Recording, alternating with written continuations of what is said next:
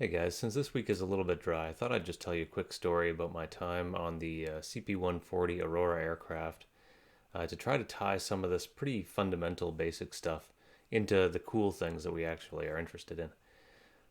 So this would have been about in 2005, 2006, right as we were kicking off what would become Op Carib.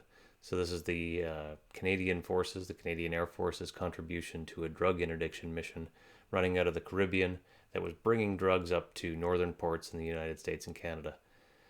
This one, on this weekend, we caught a sailboat that had sailed out of the Caribbean, heading up towards Halifax Harbor. Our part in it was to keep aircraft on station, recording this sailboat so that it had continuity of evidence for when they went to go prosecute. That means that we had to launch aircraft every 8 hours or so that would be able to traverse the distance between where we were in Nova Scotia, into the Atlantic, wherever that sailboat happened to be. And it would just stay on station, cycling overhead at about 30,000 feet, keeping a camera pointed on the sailboat. Now, how could it keep continuous footage through night, through clouds, through any kind of haze or smoke, and a picture that's meaningful even at 30,000 feet? Well, it did this using a camera package called the Electro-Optic Infrared Camera. So this is a camera that can take, of course, visible light, like TV, at high definition and at high distance, but it can also catch into the shortwave infrared and the longwave infrared. So shortwave infrared works a lot like visible light, except that's not as easily scattered by raindrops or by just the distance in the air. It can travel a further distance without being scattered by Rayleigh scattering. Long wave infrared, it doesn't reflect light like visible light or like the shortwave infrared.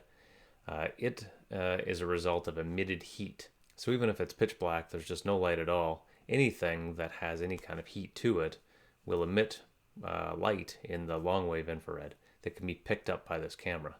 So when we stick those two images together, the TV when that's available, or the visible light camera when that's available, or the shortwave infrared and the long-wave infrared, what we get is a composite image that shows us exactly what we want to see through clouds, through the darkest night they can throw at us, right down to who's on deck and how they're behaving and what kind of shipment they're hauling.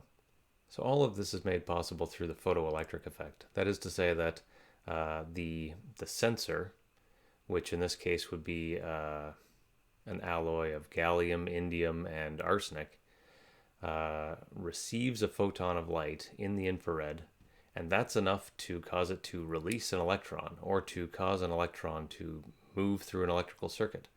So that's why we call it the electro-optic infrared, is that the optics, the light, is being picked up and turned into an electrical signal that we could then turn back into something we can see on a screen.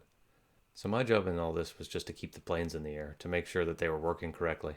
And so I'm a little bit biased towards the mechanics of the thing. However, the optics package and the software that supports it really is a remarkable piece of kit. And it all relies on the photoelectric effect and the interaction between light and matter.